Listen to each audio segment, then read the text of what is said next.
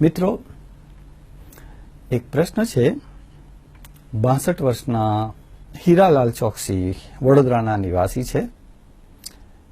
એમને ડોક્ટરોએ કીધું છે, કારણ કે એમની ડાબી આંખમાં વિઝન ખૂબ ઘટી ગયું છે, કંઈ જોઈ નથી શકતા.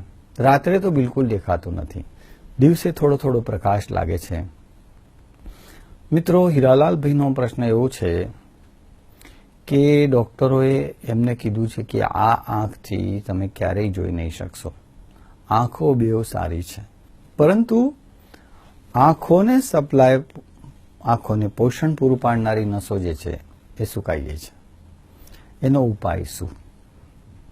હીરાલાલભાઈ, આપને પ્રણામ.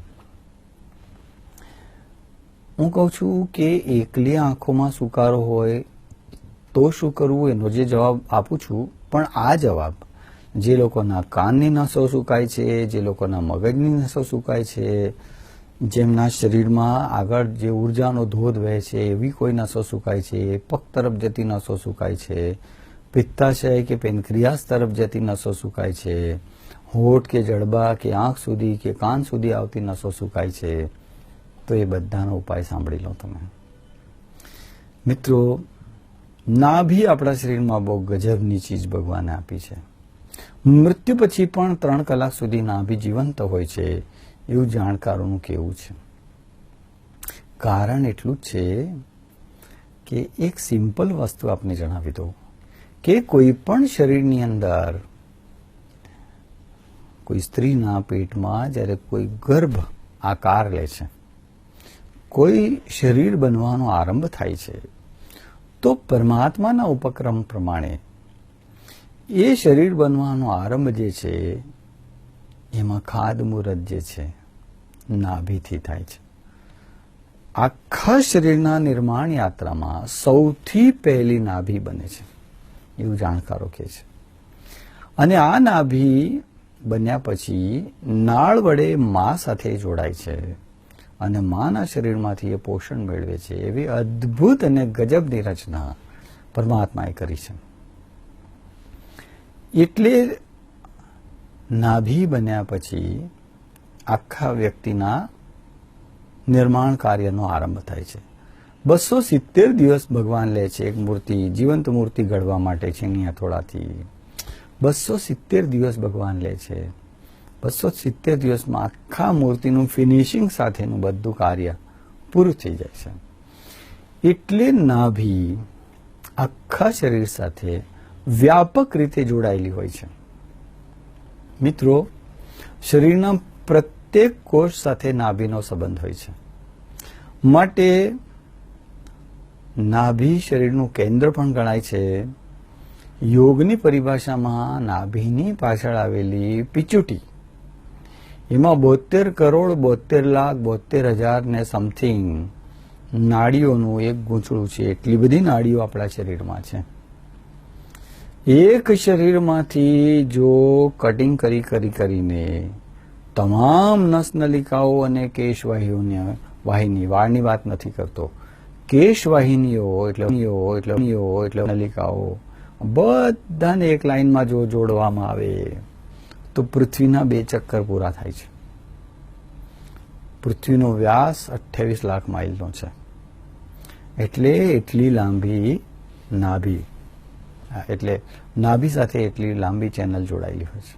મિત્રો, આંખ સુકાય છે ને, નો ટેન્શન. ઘણા લોકોને આંખની અંદર લુબ્રિકેશન એવા કોઈ ચીકણા ટીપા નાખવા પડે છે. દિવસમાં 22, 25 વાર ટીપા નાખવા પડે છે. નો ટેન્શન, રિલેક્સ.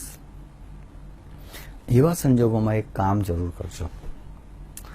રાત્રે સૂતી વખતે નાભી ઉપર 3 ટીપા ગાયનું ઘી અથવા 3 ટીપા કોપરાનું તેલ નાભી પર નાખીને એને 1.5 ઇંચની પરિધિમાં ફેરવી દેજો નાભીની આસપાસ. મિત્રો, નાભીને ખબર છે કે આ બધી ચીજ વસ્તુઓ ક્યાં લઈ જવાની છે. નાભીને ખબર છે કે આખા શરીરમાં સુકારો ક્યાં નિર્માણ થયો છે. એટલે એ બધી ચીજ વસ્તુઓ નાભી ત્યાં પહોંચાડી દેશે. માટે આંખોના લુબ્રિકેશનમાં તો બહુ ઓછા સમયમાં તમને ફાયદો થઈ જશે ફક્ત નાભી પર તેલ મૂકવાથી. આપ સૌ જાણો છો કે જ્યારે શિશુ નાનકડો હોય છે, 2-4 દિવસ કે 2-4 મહિનાનો હોય છે, એને જ્યારે પેટમાં દુખતું હોય છે ત્યારે આપણે પાણીમાં કે તેલમાં હિંગ થોડું વપરાવીને નાભી પર એનો લેપ કરીએ છીએ. ઘણીવાર ભૂઈ રસાનો લેપ કરીએ છીએ. તો કેવું થોડીક જ વારમાં દુખાવો મટી જાય છે. તમને યાદ છે કે બહુ કફ થયો હોય તો જૂના લોકો છાતી પર મીઠાના ગાંગડાનો શેક કરે છે, આખા મીઠાનો શેક કરે છે, ઘણા મીઠાનો લેપ કરે છે. હું એક એવી સ્મશાન યાત્રામાં ગયો હતો કે જે વ્યક્તિનું અવસાન કફના અતિરેકને કારણે થયેલું. ત્યારે ઘરના લોકો આયુર્વેદ જાણતા હતા. એ વ્યક્તિઓએ એ મૃતકના છાતી પર 500 ગ્રામ જેટલી મીઠાની થેલી મૂકી દીધેલી. મિત્રો, જો છાતી પર સોલ્ટ થોડી વાર મૂકી દેવામાં આવે એટલે એનો લેપ કરવામાં આવે તો જાણકારોનું કેવું એવું છે કે કફથી છુટકારો થાય છે. તો એ જ રીતે નાભી પર રાત્રે સૂતી વખતે 3 ટીપા ગાયનું ઘી અથવા કોપરાનું તેલ મૂકવામાં આવે તો એડીના ચીરા મટી જાય છે. નખની આ જે ચામડી છૂટી પડે છે એ મટી જાય છે.